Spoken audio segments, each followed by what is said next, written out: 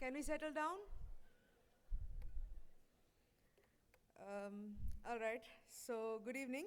Welcome to yet another Perspectives lecture by CFP.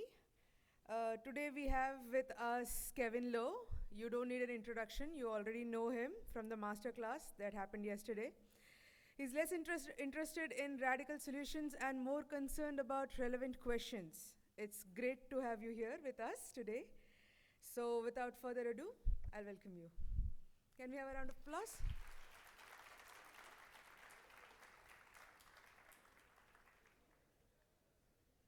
Thanks so much. Hi, can you all hear me? Is it clear enough? Yeah? Okay, let's kick in. I'm back. It looks complicated, I know. Yeah, there are about 10 things there, 8 monkeys, Worksexy, modern architecture, but we'll go through this. You can turn the lights off, really. I'm not important. Please turn the lights off so we can see that better. Can we turn? Yeah, thanks so much. So let's break it down. Modern architecture to start with. What is modern architecture? Everyone has their own take on it. Unfortunately, all those takes on modern architecture are stylistic takes.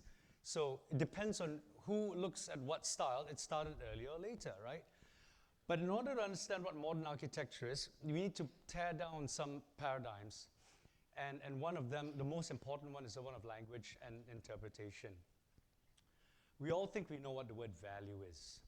So I would give you a choice between the world's most valuable company in the world, the Apple company, of having every product they ever made since the company began in the 70s, I think, 80s, as opposed to a paid access to the World Wide Web. So you're either a trillionaire or brand new, right? Any products, or you pay for internet access. How much is it every month in India?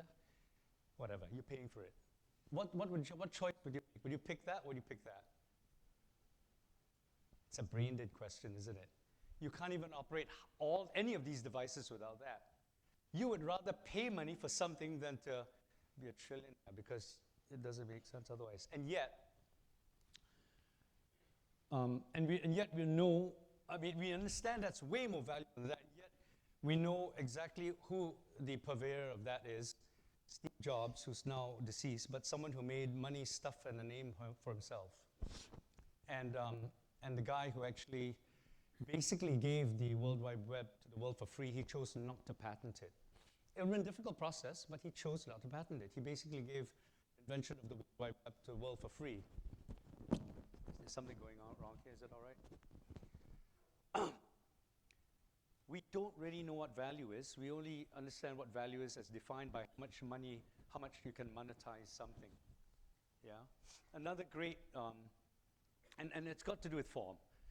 How you monetize the forms you use, how you market it, as opposed to the critical content of what really value is about. Yeah. And then we come to the idea that critical content serves responsibility, whereas form serves personal reputation. And in schools, we are taught more about reputation than we are about responsibility. Personal brand, about the individual, and responsibility about society. And recently I was asked to lecture on this topic, thriving in uncertainty. It was some TEDx thing, and I thought that this was perfect because never mind uncertainty, we don't really know what thriving is, you know. We think we do, but how is thriving really defined? And I started looking at this example of the dead body of a 5-year-old Syrian child, Alion Kurdi, whose photograph was taken in response to this crazy Syrian refugee crisis, taken by Niloufar Demir, by the Dogan News agency. 6 months later, this photograph was taken by Rohit Chawla of Ai Weiwei memeing the dead body of Alion Kurdi. Now, Ai Weiwei said that he took the photograph to bring global awareness to the horrors of the Syrian refugee crisis. Except that this photograph that Niloufar Demir took was taken in summer 2015, and the world already reacted with outrage. Awareness had more than been created already, in the 6 months leading up to this photograph that Rohit Chawla took of Ai Weiwei. So the question is, was Ai Weiwei using his art to create awareness of the horrors of the global human of the human condition, or was he using the horrors of the human condition to create global awareness of his art? 6 months later. So what was he doing if he was not doing what he said he was doing to create awareness of that, which obviously he wasn't? What was he doing? He was doing that, wasn't he? Because that's what defines today definition, how thriving is defined. If you're not seen to be doing something in social media, you're not thriving. You need to be seen doing something. If you disappear from social media, oh God, yeah, they just vanish into obscurity. We don't know what they're doing now. It doesn't matter. They're not showing and advertising what you're doing. That's what it's all about. It's being seen with curators of art galleries, other refugees, people of, oh yeah, being abused. It's all about being seen, isn't it? And all about that Facebook profile page, which of course now it's the Instagram profile page. I don't know, Facebook's for the old people now, whatever, social media, you know, profiles. It's about being seen as opposed to seeing. And this is a really powerful thing because being seen creates this crazy thing in us. And how to talk about it other than Sunday morning marketing with mom. You know, do you guys, has any one of you gone shopping with your mom on Sunday? Yeah, you have? You don't care how you look. You got pajamas, flip-flops, you talk the way you are because mom knows everything about you. It doesn't matter. Now you're going for that first hot date with that guy or the girl you've been admiring for the last 3 months. You're a different person, man. You got that new hairdo, your fingernails, the guys, you know. Everything's manufactured for the fact that you're going to be seen by someone you really admire. That's how being seen changes who you are. You're no longer honest. You're no longer who you are. You are a different person because you need to make that impression to a global audience, an anonymous global audience, but in this case, of course, that sexy girl or guy. That's crazy because being the eye and focus of attention defines thriving, which also tells people what you want them to believe who you are, not who you really are. And being the eye and focus of attention is a crazy thing. Have you guys seen that Netflix documentary called, what was it, Roadrunner, about the life of Anthony Bourdain? He wrote this great book called Kitchen Confidential, where he spoke about the glories, the ills, the sins, all the background dirt and shit about the culinary industry. And then he became really famous and featured in his television show. And just a few years later committed suicide. Now that's with people like Ernest Hemingway, Truman Capote, all these, you know, creatives. When you really get famous, they can't take the hypocrisy anymore of being something that that the world believes they are, and then they commit suicide. But the rest of us, it's okay. The masses, we're not critical enough to realize that. And it's almost worse than suicide because we're still alive, bluffing ourselves as to what it's really all about. There was an amazing lecture done by David McCullough Jr. for the Wellesley College back in 2014, I think. And the lecture became very popularly known as the You Are Not Special lecture. You know, in it, he persuaded young people around the world. You know, he said basically, you fresh graduates in high school, you think you're the cream of the eye of everyone's eye. Mom and dad, aunt and uncle have been praising you for years. You can do anything you want. You know, there are 50 other thousand people exactly thinking the same thing as you today because they're all graduating, right? And he persuaded young people to say, to not climb mountains so that the world could see you, but to climb mountains so that you see the world.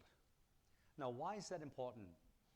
If you climb mountains, you'll understand that the summit is not there for you to aim for. No, it's just to inform you where to take the next 10 steps. Why? Because for every 10 steps you take climbing Mount Everest, say, you're saving energy on 1 step. So you do those 10 steps in 9 steps. By the time you get to the top, you've saved energy for almost 6,000 steps because that's how long it takes you to get to the top of Mount Everest. And you have enough energy to return. Because in mountaineering, as Ed Verstier said, summiting is optional. returning is mandatory. We don't understand how powerfully that is a reflection of what architecture and the design endeavor is about. Returning is mandatory, not summiting, not being seen by the world. Not the greatest mountain climber in the world, Reinhold Messner, he summited all the peaks, all the 7 tallest peaks in the world, aided by supplementary oxygen. The moment he gets summits, the thought of these mountaineers are not the selfie, not the next peak they're going to summit. No, it's the safest and fastest way back down. So they're just there for enough time to catch their breath, take a drink of water, have a quick meal, and get the hell out of there. Because if you wait any longer, you know, there's this thing about the turnaround time on Everest. If you're not up there by 2 o'clock, now it's 12, even if you're 5 steps from the summit, you turn around and you go back, because the next 5 steps would take you 2 hours because of oxygen deprivation. You don't know how much time you're taking anymore, right? So that turnaround time is really important. Now, why am I saying this? Because 95% of the deaths on Everest happen not on the way up, but on the way back. Because when you make summiting mandatory, you will use every ounce of energy to get to the top. And if you can save the energy of 1 step for every 10 steps you take, you have bought your going home ticket once you're at the summit. Now, why is this important? It's because the journey is more important than the destination. But we don't understand that, because we can only get that money shot and be seen by the world when we summit. Which brings us to dead fish. You know, you've heard that parable, what's it called? That only dead fish go with the flow. So no, you don't want to go with the flow. You want to go against the flow, right? You know what you're doing? You're swimming against all that dead fish hitting you, going with the flow. You want to get out of that filthy river of social media, go to some quiet part of the forest where no one is looking, except maybe your mom, because that's where you're the most honest with what you do. And why is that important? Because being seen is about popularity. And seeing is about self-discovery. And in life, you spend your entire life trying to understand who you are. You can't do that through popularity.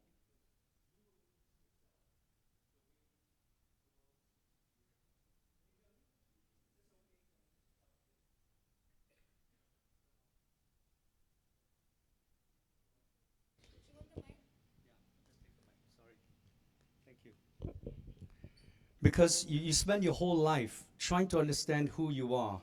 It is about self-discovery. You can't discover who you are through this popularity of social media, because it's about how people see you. That's why Anthony Bourdain committed suicide. The worst thing about the documentary was they glamorized, they romanticized the suicide when they should have explained it. Why did he commit suicide?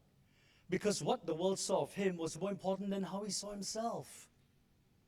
And that's what happens when you engage social media. The popularity of what it is makes how others see you more important than the act of self-discovery, which is all about what you know of yourself. Popularity, self-discovery.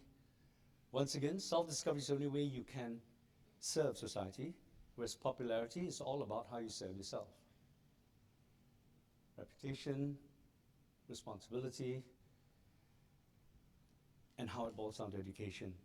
Because for the last 150 years of modern architectural education, we've been raising architects to serve their reputation rather than to serve responsibility. So everything's steered and geared towards popularity and not your self-discovery. Where did education begin? There are 4 centers in the world: the Mesopotamian, Egyptian, China, Greece, India. They are the oldest centers of education, yeah? Let's start with Mesopotamia. Back then, they focused on grammar, reading, writing, arithmetic. I think this thing is beginning to go nuts, so I'm taking it off. Sorry. And turn that off, sorry. The people it educated were basically nobles, their children, as secretaries for temple affairs, law, agricultural governance, and war. Law and war. And interesting, like grammar, reading, writing, arithmetic. Keep that in mind. Let's go to India.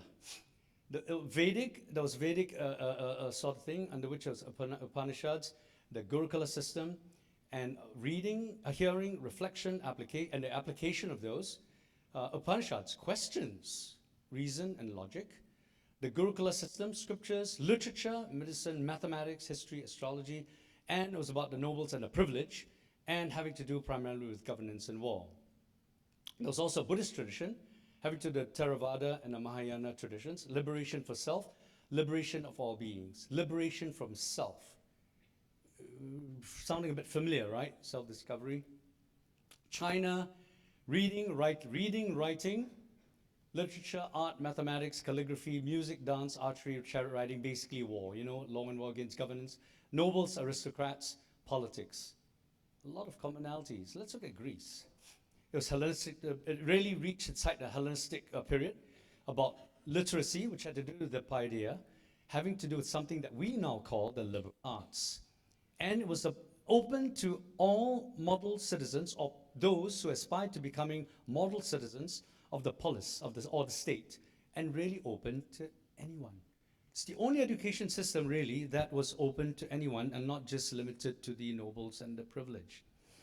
So I'd like to talk a bit more about that, but in relation to what they all have in common, the ones that really spring out, having to do with reading, writing, arithmetic, literature, mathematics, hearing, logic. What is that about? The liberal arts. This is a medieval, between the medieval Europe and the Renaissance diagram of the liberal arts, and what each of those fields have to do with the trivium, which involved grammar, logic, and rhetoric, and the quadrivium, which had to do with arithmetic, geometry, music, and astronomy. You're beginning to see some commonalities with some of the other traditions in other parts of the world. Now, what was this all about? The trivium came after the quadrivium. The quadrivium came first, you know, Pythagoras, all these other guys earlier than that. And what did that have to do with? Arithmetic having to do with dimension in the abstract.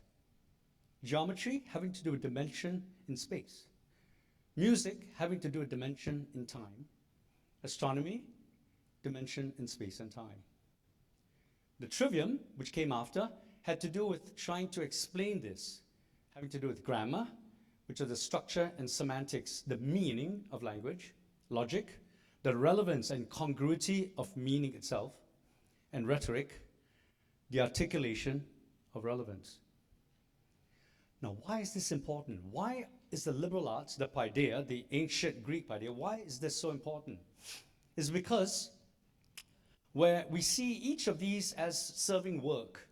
Arithmetic is a form of work, geometry, music, each one separate by their own focus on work. What's important about them is how they all relate. These bridges are what's vital, because it's only when you have a relationship that you find sexy. You can't have sex by yourself. Well, you can have sex by yourself. You're wanking in front of a bloody computer screen. That's not sexy. That's work, and it's lame. You're a loser. You only get sexy in understanding or experiencing relationships. So this is what's so vital about the trivium, the quadrivium. It was all about relationships. How the abstract was related to actuality in space, how time played a part in it, in understanding what astronomy is all about. And only now are we beginning to understand how what happens in the astrophysics world is almost duplicated in quantum mechanics. The Greeks knew something we only begin to discover now, and that is freaky, regarding what they understood about relationships. And all of this having to do with how logic goes from grammar, one meaning, congruity meaning, articulation, relevance. It's all about communication. Something we are sadly in lack of, because we don't even understand for ourselves what the definition of value is. We call the Apple company the most valuable company in the world, when we would throw all that away for access to the World Wide Web. and we don't understand what thriving is. So language has become twisted in every single field we know, especially in the architectural field. We don't understand the meaning of worksexy. It's a phrase I came up with to tie together the sexiness of relationships and the meaning of the separateness of work. It's worksexy. We don't understand this concept anymore. We don't understand what logic and communication and truth means because we have twisted language. We don't understand relationships are more important than objects in the modern world we live. Form, work, and content, sexy. Now, where did all of that go?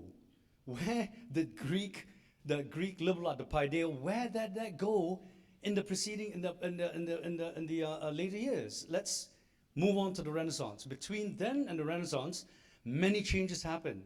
Life became a lot more complex. A lot more things got stuck in there. Philosophy, theology, not history, medicine. A lot of things happened. But the Renaissance changed all that. Why? Because business and trade flourished at a global scale. China was involved, Europe, not the Americas yet. They were still savages. But that's where everything changed. The whole equation got complex, and a whole lot of other fields came to being in order to process trade and global economics. But in order to understand the true impact of that, we need to understand what the Renaissance was all about. So let's look into this period between 1300 to 1600. What was the Renaissance about? Architecturally, is about how the Renaissance, early Italian Renaissance folk appealed to ancient Rome, which was their heritage, a very forgotten heritage, in order to derive principles of proportion, the columns, the colonnaded orders, sculpture, and proportion ratios, in order to create a rational understanding of how to build architecture. That's the Pantheon over there. The first time concrete was used in that kind of a span. But the Renaissance itself was begun by this man, in a sense, Francesco Petrarca. He was born in the 1300s, and he discovered the letters of this man. Petrarca was a scholar and a poet, and he kind of uncovered what we now call Renaissance humanism. Now, we think humanism is a really nice, touchy-feely, fuzzy love thing. It was not. Back then, it was about centering the human being at the middle of the universe, okay? That's not necessarily great, but it was a progression of sorts, right? And he discovered the letters of this ancient Roman by the name of Marcus Tullius Cicero. He was a Roman nobleman, a statesman, a lawyer, a scholar, and a supporter of the academic skeptics. It's a kind of a esoteric field, but he was a brilliant orator. More than 80% of extant Latin was actually uncovered through his letters. He wrote lots of letters, of course, and speeches and all that. So Petrarca uncovered his letters and started to reproduce all of these writings in more modern Renaissance Latin. And it gave birth to a whole bunch of other guys, Leonardo da Vinci, Philippe Brunelleschi, Copernicus, Dante Alighieri, Poggio, Bracciolini, and Giotto. Giotto was another architect, but not so famous, so he looks a bit grumpy there. But these group of individuals, together with others, of course, but the most prominent ones, began the Renaissance, which is about this flowering of new knowledge, about centering everything on the human being, and it gave birth to this sort of thing. Amazing advancements in astronomy, artwork, proportions, type, war machines, sculpture, music, food, more war machines, furniture, the human body, observations, of course, and architecture. Now, what we don't realize is all of that, we don't really talk about, but all of that had to be funded by these guys. They were the Italian merchant families. And of course, that's where the patron of the arts was born. You need money to fund all this development, yeah? So, we often call the Renaissance the rebirth, the birth of knowledge. actually, it had to do with the combination of the merchant families, and they had these papal crests, which had to do with money. So the Renaissance, in more critical terms, which we are only beginning to cover, was about form, because none of these benefited the tearing down of boundaries between human beings. It was all about elevating luxury. It's about form plus money. Nothing about critical content, just wonderful form, an understanding of new wonderful form, how to produce that wonderful form, funded by money. Now, something happened midway through that led to the High Renaissance. Religion. Now, these merchant families bought their way into the church with their shon. And that's why these family crests have got what you call the papal keys on them. Once a family member was put into the church as the Pope, they got the right to put papal keys on. That's a Medici family giving birth to the Baroque period. So we don't really understand that the Baroque was about money, form, and religion. And what was this all about? It was about the birth of the High Renaissance, which characterized the Baroque, and it was all about luxury. Luxury began at the onset of the Baroque in full form. So let's move on to the Baroque now, that you understand what the Renaissance is. When you've got that much money behind you, as a religious entity, people start questioning that. It was already quite common knowledge that especially during the Borghese, the Borgias, they were corrupt beyond belief, rape, pillage, sex, just crazy. The church, you got to hide that stuff. The Baroque was all about the disguise of materiality through materiality itself. So the former rationality of the orders became covered with detail and twisted with curves and volutes, and all that directness, all that rational logic became hidden in a way. So the Baroque began a whole new understanding of the word decoration. They decorated everything. Baroque buildings, all about hiding what windows are. You don't even know what sculptures, what separate sculptures from columns. Windows become sculptures, and sculptures become buildings. And everything becomes hidden by a whole other layer of cherubs and angels and heroic sculptures. Sculptures on buildings, on top of buildings, in parks, sculptures in water fountains, sculptures that themselves become buildings. That's a Trevi fountain in Rome. And sculptures inside buildings. This is the ecstasy of St. Teresa, where the whole idea of luxury and the hiding of wealth to make you understand that religion is what it's all about. It's not the money that you're spending on us, it's in securing of your soul when you're dead. So even the idea of religious ecstasy gets mixed up with the idea of sexual ecstasy, because that's exactly the kind of feature you have either way. Confuse the public so that they don't know it's all about the money. It's all about religion with a bit of sex, but wow, it's a revelation. You believe in God, you're going to be saved. And when you don't have sculpture and building, you cover everything with curves and feathers and wings and stuff, right? It's all about detail, guilt. And even the Baroque landscape paintings was all about contrast, the mystery of contrast, ruinous landscapes with a heightened contrast between inside and out, the drama of shadows, of the mystery of ancient ruins taken over by nature. And when you don't have enough money to put details on buildings, you cover the ceilings with these amazing paintings called trompe-l'oeil.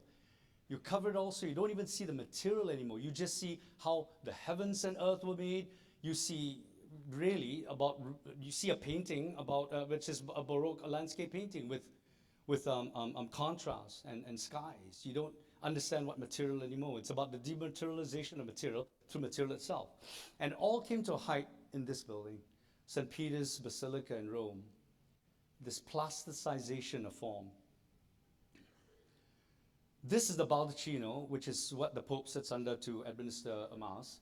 You cannot imagine how big this sculpture is. And everything centers on that. The drama, once again, of light and shadow, of contrast, everything leading in this heavenly axis right to the point of the baldacchino. That thing will fit a Boeing, an Airbus 350 to its height. It's 160 feet tall. And you can tell from human beings below what that's all about. Now, why? What is this about? The axis to the St. Peter's Basilica is governed by these amazing arms that takes you to the piazza. All the people, the religious masses lining up in order to celebrate Mass. That amazing axis bringing you to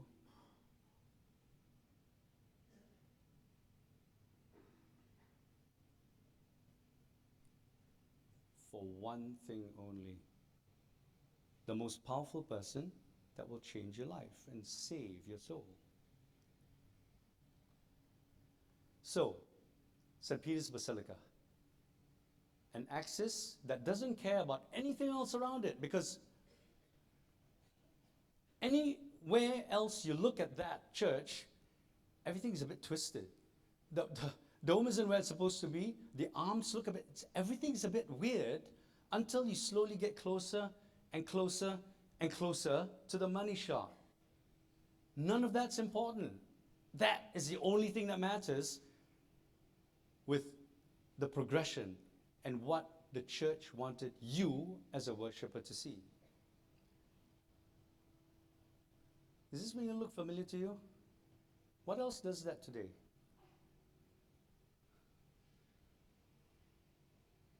Something that only wants you to see what they want you to see. The tailoring, social media began globally with religion in St. Peter's Basilica as the world's first Facebook page. Marketing and deception at a mass level.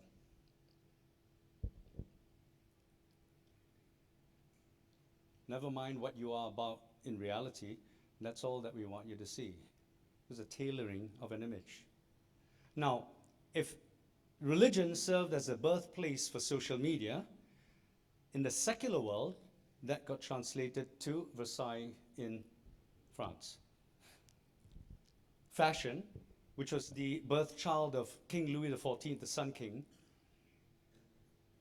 happened in France at about that time, where everything was about being seen.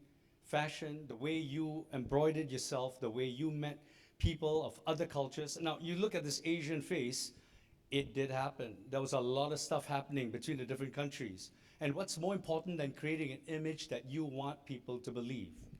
And so that is the outcome of that. 500 years before Christopher Nolan, you have got Inception going on.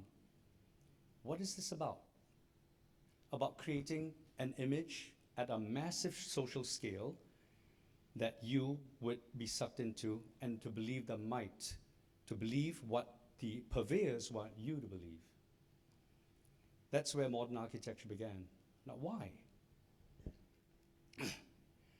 Because foreign dignitaries would come to France to understand how powerful it was in order to create more trade. It was all about money, wasn't it? Monetization. It's all about popularity. It's all about the image you want people to believe of who you are. And that's where we are today. I don't know if you noticed the people with the number of cameras and the photographs. You're not even looking at what it is all about. It's all about that post that you're going to carry on, that King Louis XIV started 500-600 years ago, being seen. Never mind responsibility, reputation is important. Form versus critical content.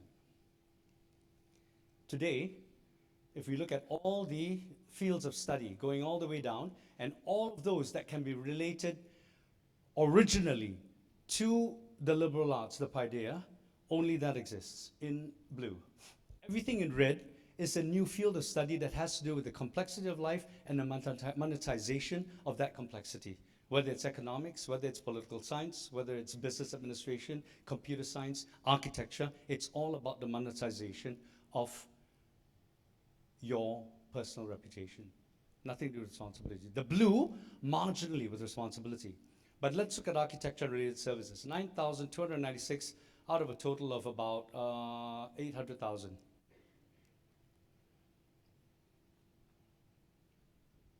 The world's first school of architecture began in France, right before the king's head was chopped off, the French Revolution. It was started in this room. And why do we say it's the first architecture school? It was the first time the responsibility of producing architecture was taken out of the hands of the guilds and the craftsmen and actually put in the hands of people who could be identified as people who did only design, not building. And it was done by this man. You look familiar? Oh, it's called the Académie d'Architecture in 1671, and it was done by this man. Guess who? King Louis XIV, the guy who gave you, ta-da, Versailles and social media. Well, his head got cut off, but it got revived. The school got revived very quickly after in the form of the Académie des Beaux-Arts, and then later the École des Beaux-Arts. And we are living under the same system of education to create spectacle, to create social media pages on a scale of buildings and landscapes and edifices and iconic projects and till today. That's where we have architecture today. We are living under the King Louis XIV's legacy, which is the birth of modern architecture, a sensibility rather than a style. Creating an image to suck you in rather than to tell you truths. Why is this important? Because architectural departments in schools around the world are commonly built on a philosophical foundation of history, theory, and criticism. But what is history, theory, and criticism of architecture? Let's look at a couple of examples. Precedent and case studies. How are these done? Let's look at one of the most famous buildings that very few case studies are done on. It's the Falling Water by Frank Lloyd Wright. There are 3 quotes. I'm not going to read through all of them. You can read through them if you may to see, but I'm going to highlight certain bits of them. First one by Franklin Toker. This delicate synthesis of nature and the built environment, the contouring of the house into cantilevered ledges responds so sympathetically to the rock strata of the stream banks that it does make Bear Run a wondrous landscape, a more wondrous landscape than it had been. By William Curtis, Falling Water celebrated a specifically American obsession with a free life, lived in nature, an idea rich in pioneer mythology and ennobled by the transcendentalist writings of Thoreau and Emerson. We'll get into that in a bit. The last one, also by Curtis, on the fusion of structure, function, and idea, and on the inspiration of natural forms. What is he talking about? The transcendentalist writings of Thoreau and Emerson. My God, this is serious stuff. You know, you can't question that. Let's look at Falling Water. These are the original drawings of Frank Lloyd Wright. And these are the drawings that were done by a student from Poland, I believe. What is the difference between these 2 drawings? Can you see? What's missing in these drawings that's present in these? The bank on the other side of the stream, isn't it? Nothing here. Now, when you don't draw that, you don't take into account what's happening on the other side. When you don't take into account of what's happening on the side, what happens is you get an undercraft that looks like this. It's pretty dark. And when you have shadow over anything that's got life in it, what happens? You put an umbrella over grass, what happens? The grass dies. Nothing grows in shadow. You have loss of diversity, and life is reduced to one kind of thing, something that exists in darkness and in very little light. We rarely see Falling Water in the light of scale. Now, this is a fantastic photograph. It looks so cuddly, doesn't it? Let's put this in relation to scale. These are people in it. Did you know it was that big? Have you ever realized how big Falling Water is? It is huge, okay? It's mammoth. This building is a monument hanging over the water. This is a photograph taken of the Kaufman family and the friends right at the foot of that. You can see the way the rock comes, that's right there. They're right there. They never swam in there after the building was built, because if you want to commune with nature, you're not going to do it in the shadow of this huge building over you, are you? You're going to want to get away, a bit further away from that building, right? But no, you can't, they didn't do that anymore. Now, structurally, this is what it looked like when it was being built. Never mind the concrete that's built, it's okay. But those huge cantilevers had to be supported by a huge structure, and it never really got over being constantly repaired, because that cantilever was enormous. It was huge. Structurally, it was not necessarily sound. It was way in advance of its time, but it never really got resolved as a structural concept. So let's look back at these words. The contouring of the house, delicate synthesis of nature in the built environment, cantilevered ledges respond so sympathetically to the rock. I don't know if it makes it a more wondrous landscape than it used to be, if you really start examining it with objectivity and with an experience of what used to be there and what is there now. That stream is in shadow, very monotype life, no diversity. Let's look at another statement. Falling water celebrated the specifically American obsession with the free life in nature, most importantly, ennobled by the transcendentalist writings of Thoreau and Emerson. Now, what are the writings of Thoreau and Emerson? Oh, these essays and poems. Do you see any buildings in there? Yeah, a tent, a boat, a little hut. And it's all about nature, isn't it? That's Emerson. Let's look at Thoreau. What did Thoreau write? He wrote this book on Walden Pond. And it's about a hut that Thoreau lived in for a whole year, 4 seasons of a year. This is what that hut looks like. That was the hut he stayed in. No air conditioning, one bed, a little stove, they cook over the fire, meals. That's how big it is. Not quite the same thing, is it? Ennobled? I don't know. Are you beginning to see what I'm getting at? Scale. Not quite ennobled by any transcendentalist writings of Emerson or Thoreau. On the fusion of structure, not quite. It failed repeatedly. Function and idea. The kitchen is tucked way at the back, and the balcony is over the water, where it covers the stream that's falling over it. In fact, no one ever spends time inside. They're always hanging outside, hanging over that edge, over a stream that they no longer use anymore. Can that be a decent fusion of structure and idea and function? Function for what? Oh, okay, right, to be seen. Not quite to see, nature. And the inspiration of natural forms.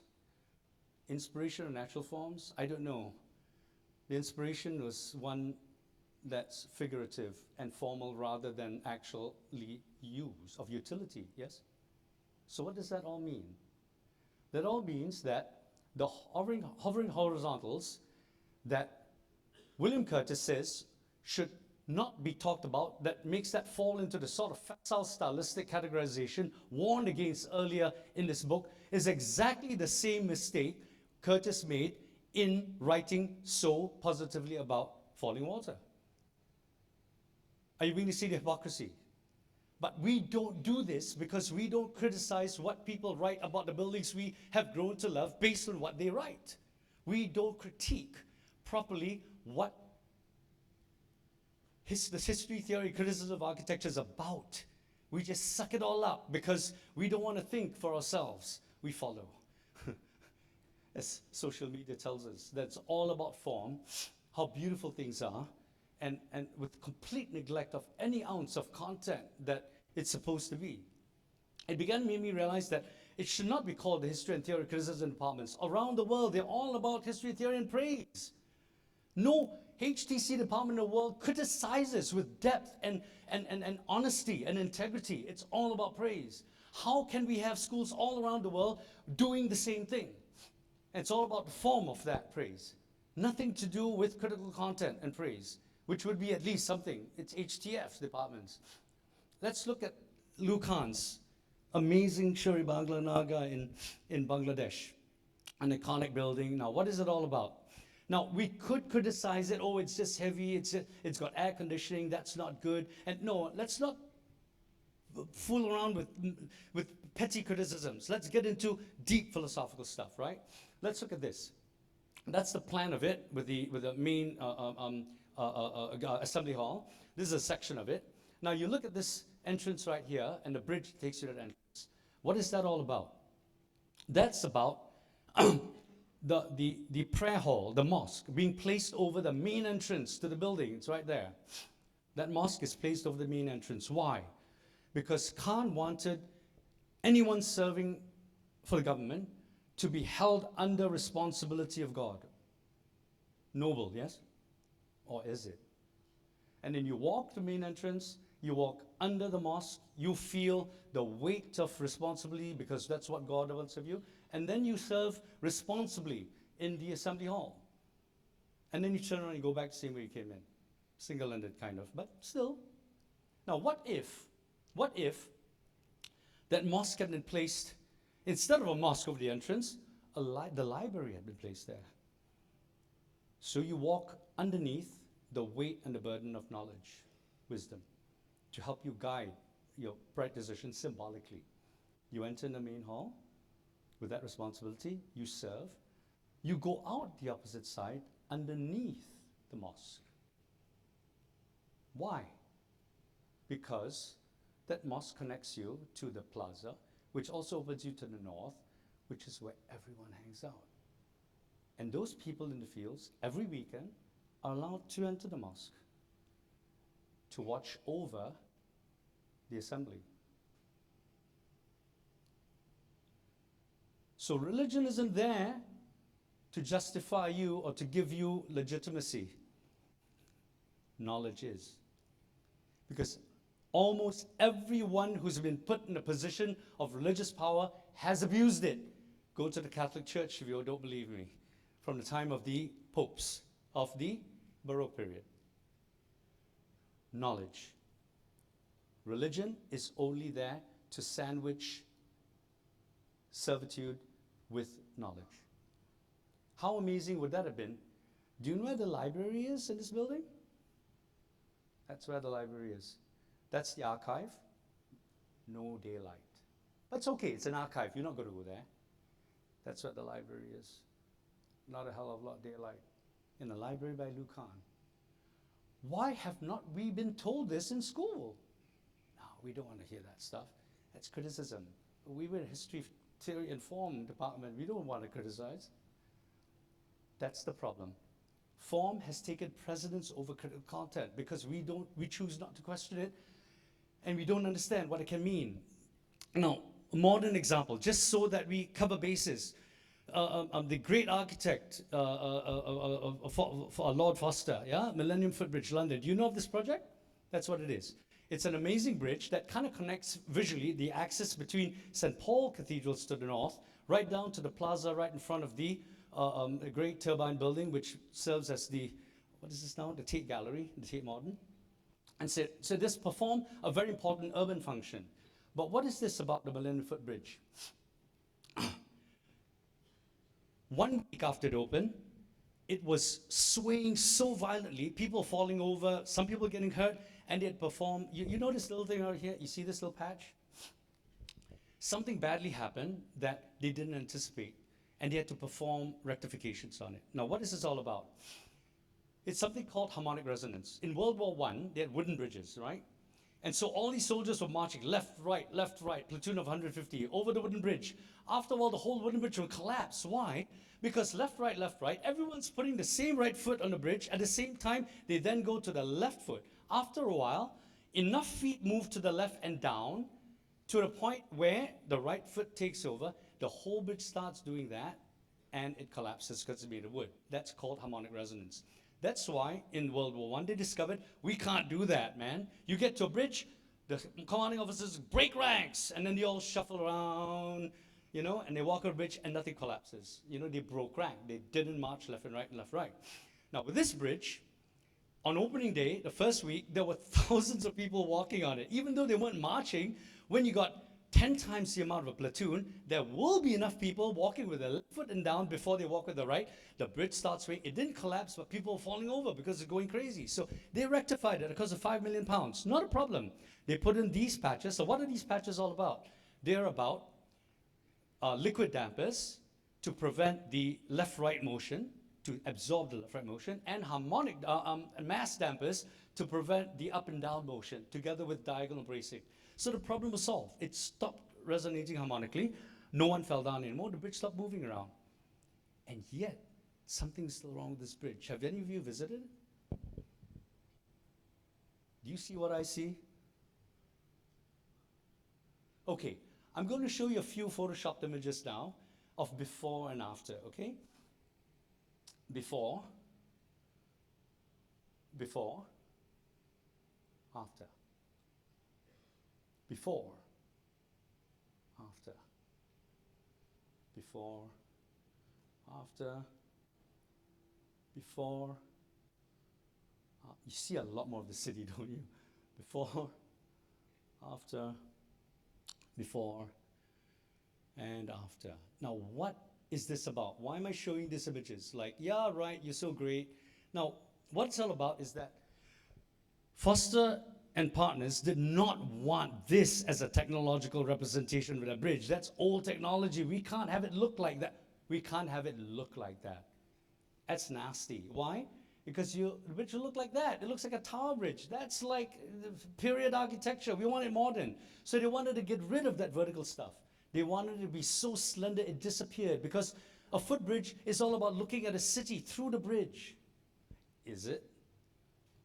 So they had these, because when you remove the basis of support vertically, it has to go somewhere. It goes horizontally, yeah? But the trouble is, when support for a weight happens on the sides parallel to the main weight in the middle, you have the perfect recipe for harmonic resonance. So you need mass dampers. And you still have this bridge which doesn't do what a footbridge over one of the most iconic cities in the world is all about. Now, what if that main mass had the support struck diagonally underneath of it? You remove any form of harmonic resonance because the support's now diagonal. Everything cancels out each other, and then you get that. But Foster did not do this. Why? Because they asked the wrong question. They said, how should I look at an iconic city with my footbridge in the foreground? Is your footbridge more important than the city? No. A footbridge in over in the most iconic river in an iconic city, it's not about looking at and then having it disappear. No. It's about looking from. It's about seeing as much of the city in relation to its iconic river. That's what a footbridge is, because you're walking so slowly, you don't make that. Which is what they did for the Millau Viaduct, you know, that connects Paris to Marseille. Everything's vertical, but it's about looking at, because when you're in a car going at 120 kilometers an hour, you're not busy looking at the landscape. And something that big in the landscape has got to look gorgeous. That one is for looking at, not a footbridge, a bridge for cars. But anyway, so we have that. One that came about as a need to look technologically advanced, having to do with form. Another one which dealt with the content of what a footbridge over an iconic river in a city is all about, looking at the city in relation to its river. We've got a lot of form in the architectural curriculum these days. It's all about how beautiful you can make something in order to secure your reputation. And we've got this weird sense of what form is all about. It's all about our buildings as objects to make and boost what we are as individuals. It's all about making our buildings look sexy. We've forgotten that you can't make something sexy by yourself. That's pornography. That's internet porn. You're wanking by yourself. We're using sexy in the wrong way. We forgot sexy about relationships, about how each of these things relate to their context. That is sexy. That is Worksexy.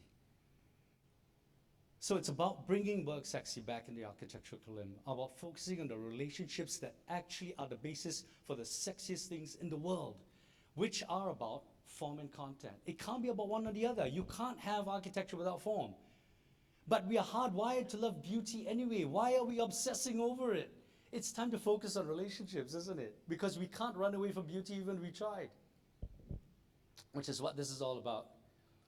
Over the last 20 years, with studios and workshops I take on, I get students to, together with Shubhra, and when I was with SEP for the last 3 years, I guess, to pick on your favorite iconic projects that you aspire to with every ounce of your being.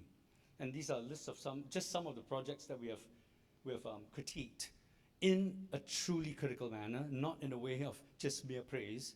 And if they're good, they're good. You got to be above it. You can't just crap on something because you want to. You got to back it up with research and design.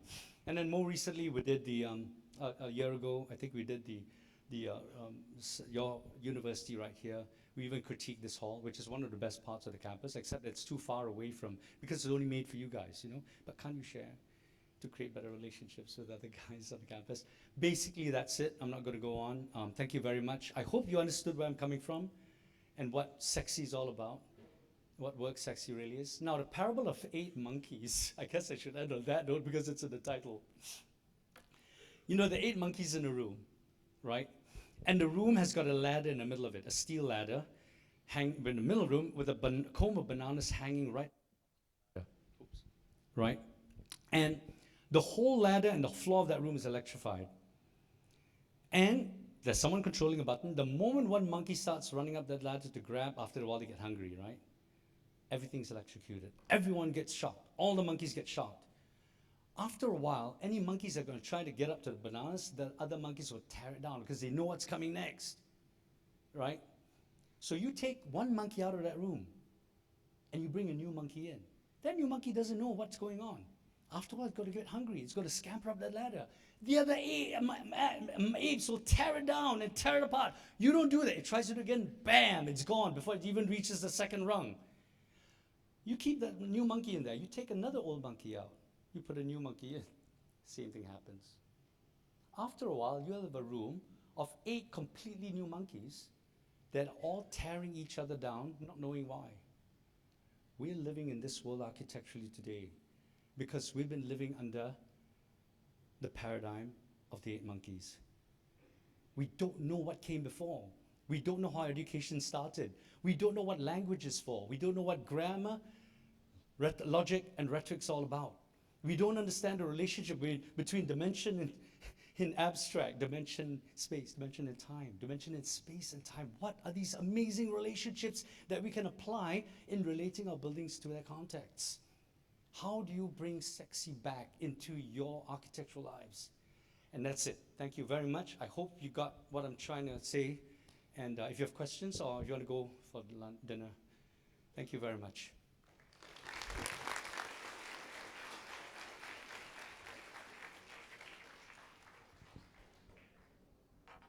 Quite different from yesterday, yeah? A bit more sobering. Questions? Or do you want to think about it?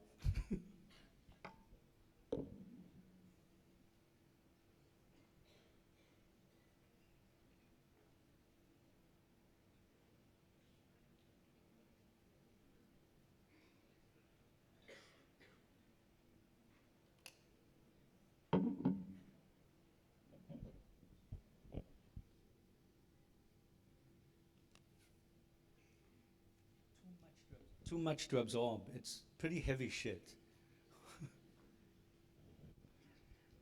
Go have your dinners. Have a great year ahead. Thank you very much. Oh.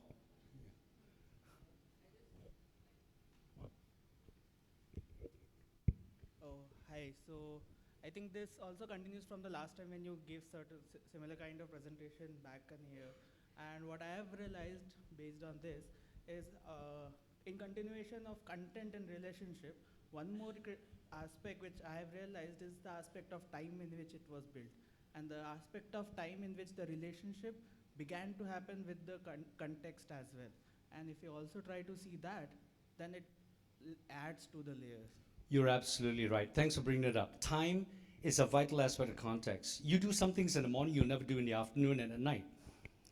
Do you want to have bedrooms with the best view in the world when you get home only after 8 and you leave before the sun rises? You don't need great views from your bedroom. You know, that's what in Asia, the rich, the first thing to look at is the view from the master bedroom. After the first month, they stop looking out at it. The curtain's always drawn. You can't compromise on things that you only share with your loved one at night. But the living rooms, the dining room, that's what you want because you're always there when you're awake. You can't look at a view when you're sleeping, yeah? But we don't think about time in that way. You're absolutely right. Time is an absolute vital part of context. And that's something we neglect. It has to do, having to do with space and time, not from a quantum physics or astrophysics viewpoint, but quantum mechanics. Yeah, thanks. Thanks. Shubra is good about this time thing, you know. She's always talking about, think about it, you know, people are going for lunch there. What are you going to be doing? 11 o'clock, it's different. Very important stuff, you know. But we don't think about that in our architecture. How can that change the way we, you know? I once designed, you know, in Malaysia and Singapore, I think here too, British form of contracts, every bedroom must have a window to the outside wall. I once designed a house in Singapore that I put a toilet between the bedroom and the outside wall. The architect, the submitting architect, and the client said, you can't do that, it's against code. I said, no, it's not. You can't shit and sleep at the same time. So if you're using the toilet, it's right by the window. You open the windows, right? You stop using the toilet, you're in bed, you open all the walls, so that window is, that bathroom is just a thickened wall. And you open both sides, and it's okay. They accepted it. The Singaporeans were, however anal they are, they got, well, yeah, you're right, you can't shit and sleep at the same time, you know? So it's about understanding what time's all about, even from a basic viewpoint of being awake and knowing when you can't do two things at the same time. Some toilets in low housing apartments, in really low housing, you know, like an apartment right next to the Bombay airport, it's so small, you can poo, brush your teeth, and shower at the same time. That's crazy. Yeah. Now, how do you give more grace to that act? You can't do all three things at the same time. You wouldn't want to do all three things at the same time.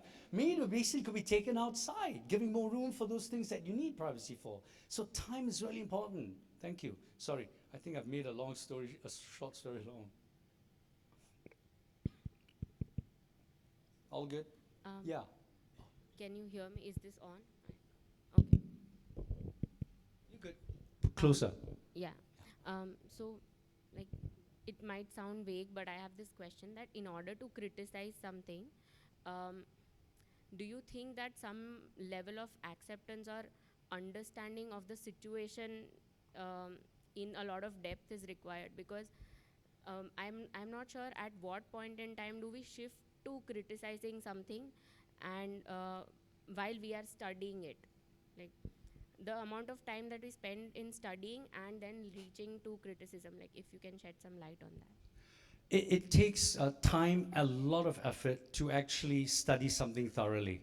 But you'll be amazed how much you can do if you put your mind to it.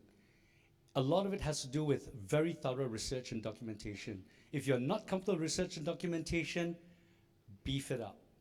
Because you will succeed and you will fail miserably and be completely mocked by everyone if you don't do good research and documentation. You need to know what you're talking about to be taken seriously. And then the analysis, to know what exactly is being discussed and how to read through, excuse my terminology, bullshit. Because so many respected architects, historians, William Curtis being one, has written so many untruths because we don't question it. It's not right. And famous architects aren't going to help you. They're only there serving their own reputations. So who's there to lead the way if the West can't do it? I think you're doing amazing things in this foundation course. Maybe you should spread your influence to the rest of the upper years, you know? So I think yes. And then finally, the critique. So to be very thorough and methodological,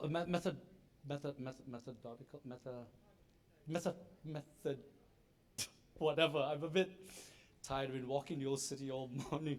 But to have good methodology, to really study it well and to separate it into research and documentation, completely unbiased. Be absolutely clear about the truth. Then move to analyzing it without any bias. The critique is where you push a very well-researched, solid thing through. So for all the words that are on falling water, I made sure I knew and understood what I'm talking about. It doesn't kill our life, but shadow eliminates biodiversity completely. That's no relationship you want with nature. How many times have we been told by, it creates a new relationship between man and nature? It's a lie. Falling water is a disgusting, it's a beautiful project. It's disgusting. It's not proper architecture. But we can't say that because Frank Lloyd Wright's America's most famous architect. And Americans tell you what you should believe. Right? They're telling you all kinds of stuff about China and Russia as well. And the Middle East. Doesn't make them right, you know? You've got a fantastic speaker in Vijay, is it Vijay Prashad? He gave it to the British, man. You guys have stolen all our wealth and now you are making us buy it back from you and you're telling us to watch our carbon footprint? It's fantastic, you know? There's so much rubbish coming from the West. It's great that this is very, very opportune because you can question, ask the same questions of architecture and everything we've been told that have got nothing to do with truth, but supporting and pushing brand and reputation. It's wrong. You better than that. I'm better than that. We're all better than that. Sorry, I'm so angry, you know.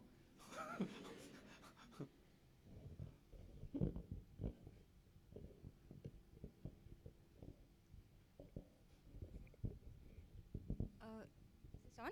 Yeah. So you just mentioned biases, and I was kind of curious about that. So I think biases do come with the amount of exposure you may have on a particular subject as well. For example, you decoded the falling waters on the basis of ecology or the landscape that is around. And if that is a forte that I delve into, I may just critique it or any other thing heavily on the basis of one sort of experiential notion that I have, or the kind of exposure that I have. So how do you actually balance the critique when it comes to, having so many layers that you have to look at? You already know. You've got to cover as many layers as you can. All right. And is there something like an indexing? Because what's vital and what's not? How do we The most important index is that a lot of the famous projects, the iconic projects, the ones that we have led to believe by Khan and Corbusier that have been amazing, and Frank Lloyd Wright, you start philosophically. Because most of these projects fail abysmally philosophically and conceptually. And I found all the holes and the details, the small, it was over budget, it leaks a bit. Who cares? You know, that's petty. Do not engage the petty because you just reduce, you lower yourself to that level. You got to address it philosophically and conceptually. And that's the best way to do it at all levels of philosophy and concepts. And that's where you put yourself on solid ground. Because a lot of these projects have not considered the repercussions, the ramifications of their actions in a deeply philosophical way. So that's what I would say, that's where you should have to start, philosophical. So you got to ground yourself in very good, solid, private houses are the most difficult. How do you critique that? It's all personal, individual. Yeah, right. You know, you can critique it on the basis that architects wax on and on about tearing down walls between different classes of people, right? Do you know that Jeffrey Bauer's 33rd Lane house had Manuel, his manservant, in a room without proper ventilation or any kind of natural daylight? That is criminal. You can't critique that house on the basis. The Maison d'Ouvert, private home for the richest people in the city. How do you critique that? Oh, it's about luxury. What is luxury about? The ability to afford leather and you know those Russian eggs? Fabergé eggs, yeah? No. Luxury is about the ability to have choice. Some of the richest people in the world fly economy. You know, talk with Mr. Ikea. Maison d'Ouvert eliminates any possible choice by restricting any communication with the garden. And you know what? Alfresco and being out, that's a French-Italian invention. No choice. So you can critique things on a philosophical basis. Being able to get down to the meat of what it's all about. So that's, yeah, if that helps. Not on details. The details will follow through once you got the philosophy and the concepts understood, you know. Thanks. You're so welcome. and do as much of it as you can, you know? You're never too young. Some of the best critiques I've had are from second-year students. We had 4 students present at this international conference of critique, where Raul Morato, I think, had a keynote, and we had also William Curtis. That was really exciting. And the recent iteration with Johani Plasma, 4 students' papers were accepted from our studio, and they critiqued Kachanjunga, Golconda in Pondicherry, Charles Correa's Gandhi Memorial, and 33rd Lane. So the world is beginning to understand that good things can come from smelly countries with Chinamen and brown people, you know. do not underrate what you're capable of. We can lead. You're doing that already with your foundation year, you know. Samir, Samir showed me the catalogs that of work you've been doing. It's unbelievable. It's unprecedented. I've not seen it anywhere else in the world. It's fantastic. It's fantastic. Take that, you know. You are more than capable of doing better things than anyone else in the world. Like I said, you know, you don't want to follow. You don't know if you can lead till you choose not to follow. And it's time to stop following the West. Too many lies. Too many lies. We're all human. Not to say that they are all, you know, assholes. No. We're all human. We all make mistakes. It's okay to acknowledge them and not hide behind this mask of reputation. It's crazy. Yeah. Louder.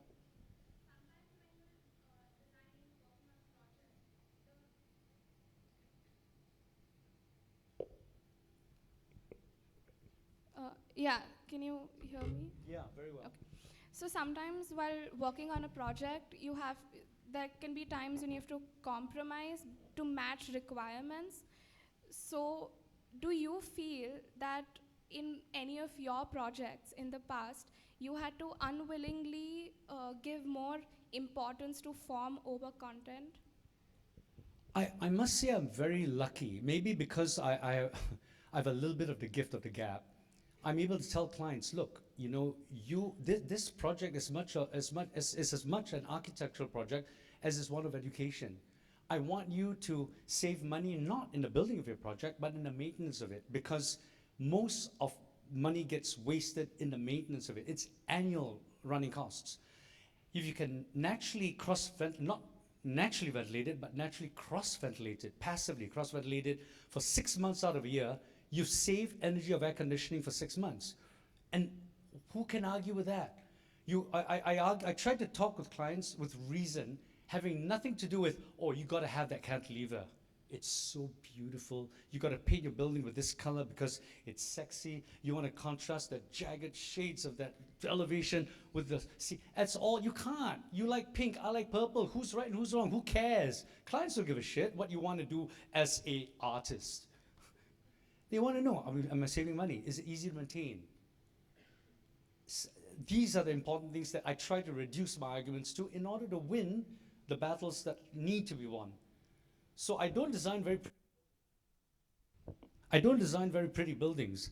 They're quite ugly from the outside in, but they work pretty well from the inside out, and clients don't mind so much, even though they're not so attractive. But I could be a better architect if I made my buildings better looking. But I've chosen to sacrifice the things which are not so important to human beings. Does that make sense? But if you can argue from the basis of maintainability, actual humanity, lower cost, easier maintenance, you win a lot of battles. Thank you. No, you're very welcome.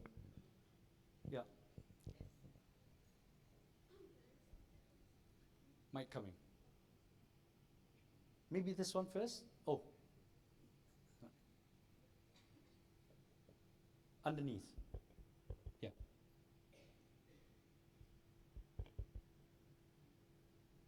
Why don't you take mine?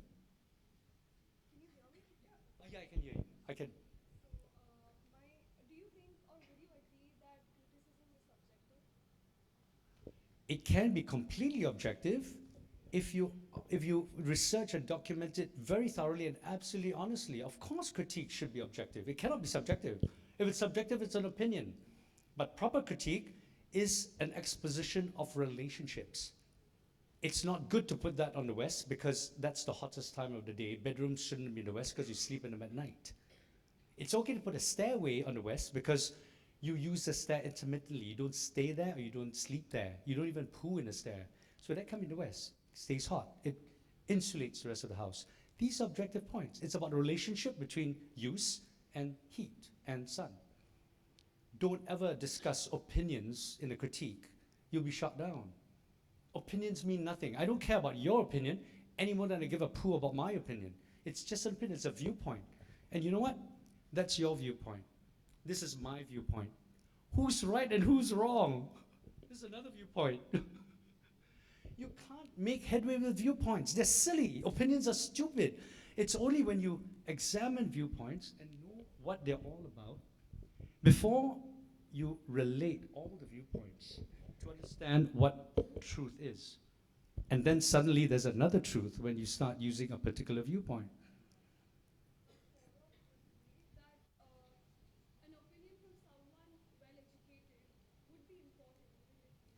All opinions are important only because they represent one viewpoint. You got to know that viewpoint. But many viewpoints are ridiculous because they don't try to relate themselves to other viewpoints. They try to posit themselves as the viewpoint, as the opinion to be believed. You can't. You got to relate them all because the truth of any one thing is about multiple viewpoints. You got to understand as many of them as possible and then find their relationships. Then you can have a proper discussion of critique. I'm not going to talk on this end. It's stupid. It's a stupid viewpoint to have a conversation, right? Oh my God, I discovered a new viewpoint. Woo, right? So it's about relationships. You cannot have a discussion of and critique and any kind of discussion without understanding the relationships. So always understand the difference between your viewpoint and a discussion between viewpoints, multiple viewpoints, and then you're on the right track. It's not easy to decipher sometimes because we're so caught up in the world of viewpoints. But viewpoints, opinions, they're only about personal brand and reputation. They're not about truth, about responsibility, about society, about everything that matters, about the sexiest things in life, relationships. Make sense? Yeah, I think someone there. Oh, yeah. So can you hear me? Yeah, closer to your. It helps if everyone hears your question. Yeah. Okay. You said that we shouldn't be like followers. We shouldn't just latch onto a particular architect's ideology. And so, how do we get to that point where we like suppose I like really agree with for instance I really agree with what my Swendel Roy's philosophy about architecture, less is more and everything. But how do I like get to the point where I can add something of my own or criticize something that Okay. If I understand your question properly, correctly, I'm not persuading all of you to be leaders. It's not possible. In any one society, only 2% or 3% be leaders. You can't all be leaders. The point I'm trying to make is you do not know if you could be a leader till you choose not to follow. It takes a lot of effort, but you do not know if you just choose to follow. You understand? so we just subconsciously follow. No, I'm saying do not devote your life to following until you've chosen to not to follow, to know if you can actually lead. Who knows? You could. You can never tell. Some of my most average students in school ended up being incredibly good architects when they graduated because they chose not just to follow, to repeat, to cut and paste. You know what I mean? So I'm not saying you have to be a leader. No, by no means. Most of you will end up being followers, but you don't know if you don't put the effort. If you just click follower every time you go to Facebook, or you do that on Instagram, which I hear now is the go-to, right? Instagram. You don't know, you see? And don't follow one architect, because one architect is only good for one work. You just try to critique the best projects that have ever been built, and then you learn from those projects. You don't follow them, you learn from them, all the mistakes they made.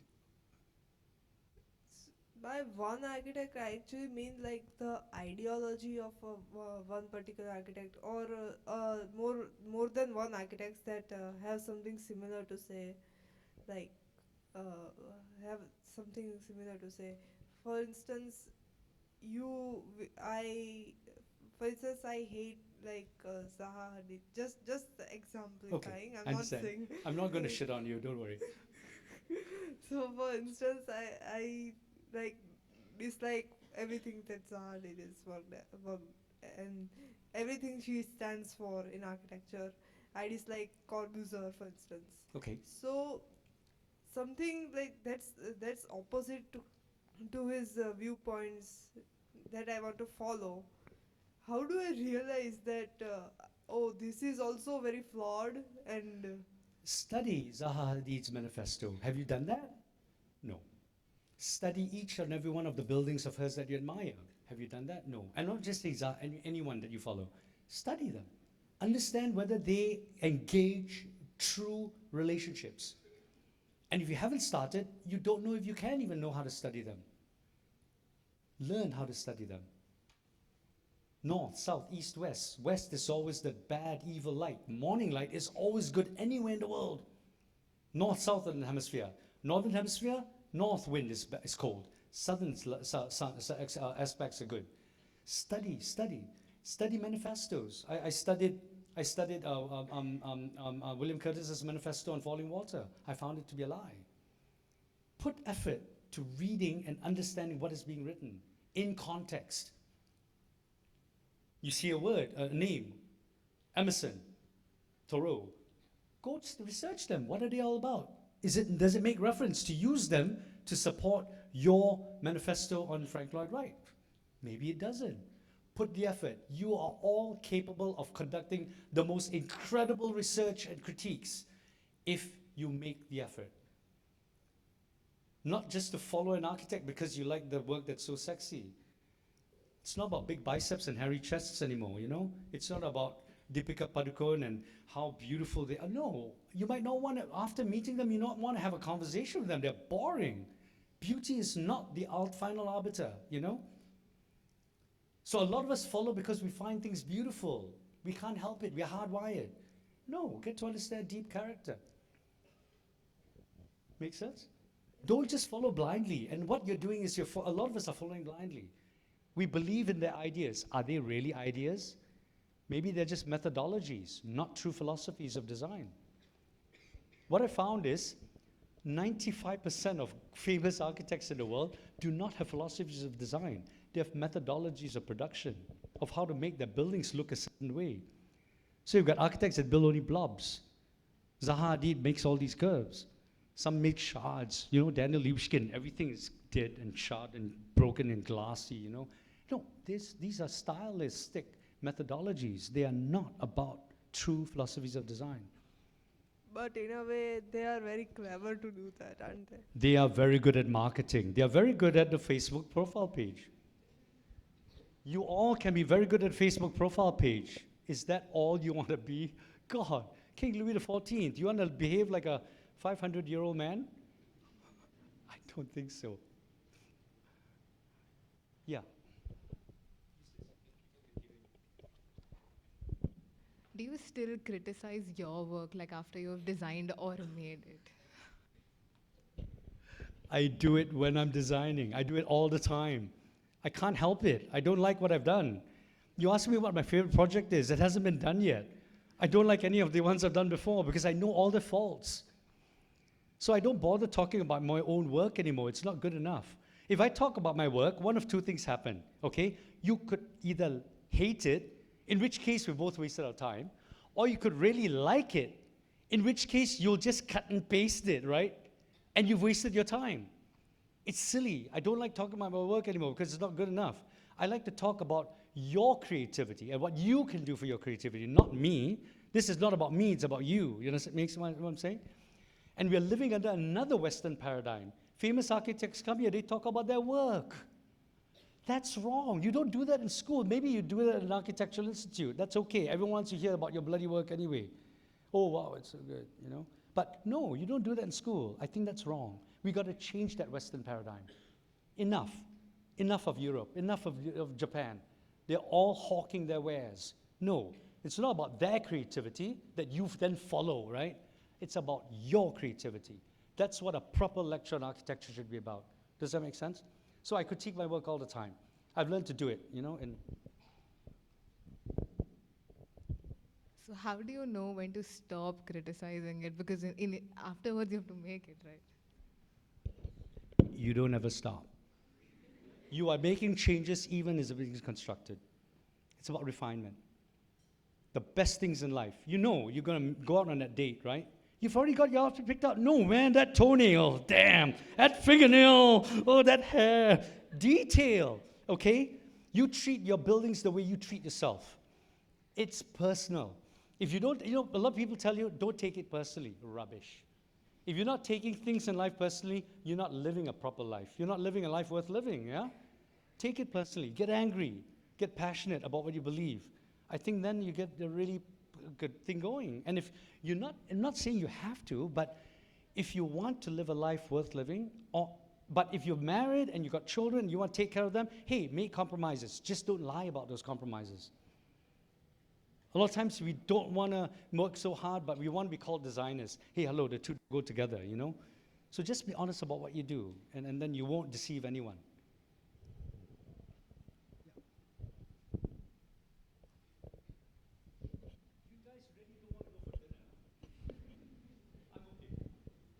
You said that function should always be above form, but the thing is that the most people get inspired by form rather than function. But the function of the building, you only get to properly know that after you've been in the building for a long time. Like for example, with CEPT, the thing that got me interested in the campus itself was the curtain thing they hang over the Garba ground in front of the North Canteen. I don't think it has any function. It just looks interesting, right? But after a while in the campus, I got to know the good things about the campus, the bad things about the campus, the function. But the form is the thing that will get you interested. So I think that living in a world with buildings with only the priority being the function is a very boring world.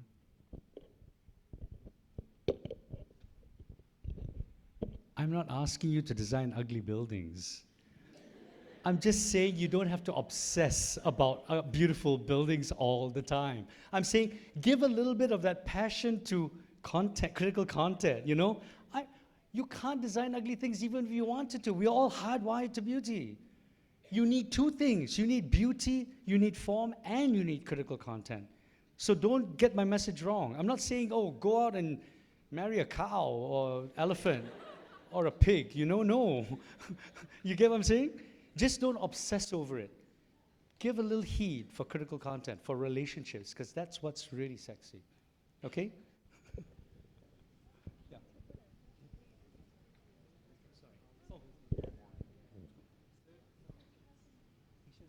So if the world is hardwired to, you know, appreciate beauty more than function, then why would somebody come to us if we're not obsessing over the beauty of it? Maybe you're already good. You're doing already doing good enough work that you don't need to obsess over it. It's relevant and it's good. You don't need to obsess something over it. And maybe clients who are just coming to you for beauty should not be served. You have a choice. Even someone with a gun to their heads, right? The Khmer Rouge, saying, you denounce your relative or you die. You still have a choice. I choose to die. And this is not life or death. If you choose to live a life of integrity, I'm not saying you should. You got other priorities? Make that compromise. Just don't lie about it and call it design. That's all. Yeah?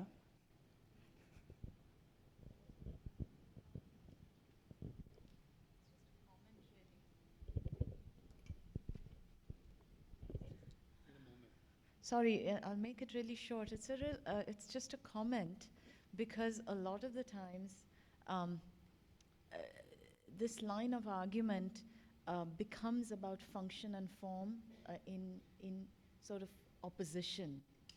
But we never choose to sort of think that sometimes beauty can arise from a very well-considered function. So for instance, you consider, let's say, the act of washing your hands as you enter the house. Very seriously, that's a function, right?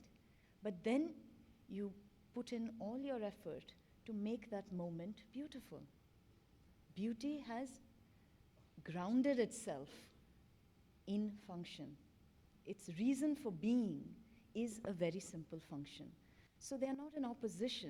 What is being proposed perhaps is beauty can arise by acknowledging the necessity of function and then giving it all the grace your training has taught you to give it. They coexist. Rather than looking at functions as mundane because we've misunderstood transcendence or art as something that is free from the obligation of these very simple things, which is what we all share. We all need to wash our hands. We all need to breathe. We all need to sleep. We all need to feel comfortable while being over a stove. These are things we share. You know, Sorry. even in Bollywood, you got if you got Shah Rukh Khan or whoever, Hrithik Ghosh, no, not now, they're all old, right? So they're newer ones. You get them parading around in underwear and bare bodies the whole movie, you would be bored sick. The girls, if it was Deepika Padukone, enough of that. You want to have a storyline. Or maybe the lost son or the child that resembles the son. You need a storyline. You need critical content, even for a Bollywood movie to succeed. Architecture, you don't, it just looks beautiful. It's good enough. That's crazy, isn't it? That architecture can be doing a worse job than a Bollywood movie. It's kind of perverse, don't you think? But that's the state of the union, We don't care about relationships in our buildings. About this powerful thing between eating and resting and play and Worksexy, What does it mean to be in a studio which means something, that has a relationship between circulation, that shares meeting spaces or, it's a powerful thing. Yeah. First of all, what a lovely lecture, and your anger is completely valid. And coming on to the question I had, how do you reach that point where you can thrive, which I've interpreted as having that luxury of choice where you can emphasize over content, like emphasize over having a proper content over just a form, a significant form, because that is a ladder you have to climb. That's like, after you reach a point is when you can actually speak up, highlight that, yes, this is what is important and the form should not be emphasized as much. And not in the sense that we are making them opposites, but coexisting them in the sense that we are not throwing the content aside. Yeah. I get it. When you graduate, you do not have that luxury of choice. Take on a project by the richest man in the country. Do what you need to do to learn. Just know if you keep on doing it for your whole life, you will never crawl out of that hole. That's all. Be aware that there's something else out there. And after a while, you will be independent enough to be able to learn how to say no. This lecture isn't about you saying no from day one. If Tata comes to you and says, I want you to build my new headquarter factory, you tell him, no, you want 70, no, you're silly. Take on the job, do something amazing, learn from it to a point where you can learn then to say, no, that's not good enough later, when you're old enough to learn how to say no. But the famous architects don't do that. The more famous they get, the more compromises they make. How can that be? Because they got too used to saying yes. They don't know how to say no anymore. Do all that compromise in the journey towards learning how to say no. That's enough. Be aware. Yeah. Right. So another question, adding on to that. So when did you realize that now you don't have to do that compromise? After I stayed in a firm long enough to be independent. I worked in a firm for 10 years, serving under someone, 11 years actually, 10, 11 years. And at a point I left, I realized I couldn't learn anymore from him, and I needed to start my own practice in order to keep on learning. When you know you can't learn anymore is when you need to learn, to leave and to start your own path. Learning, it's all about learning. I still work today because I'm learning. And learning is all about being a student for you hear that a lot, right? Be a student for life. What does that mean? Is that just cool? It means still asking powerful, relevant questions and addressing problems no one has ever addressed before. And I think that's what learning is about. Questions, not answers. Thanks. So I was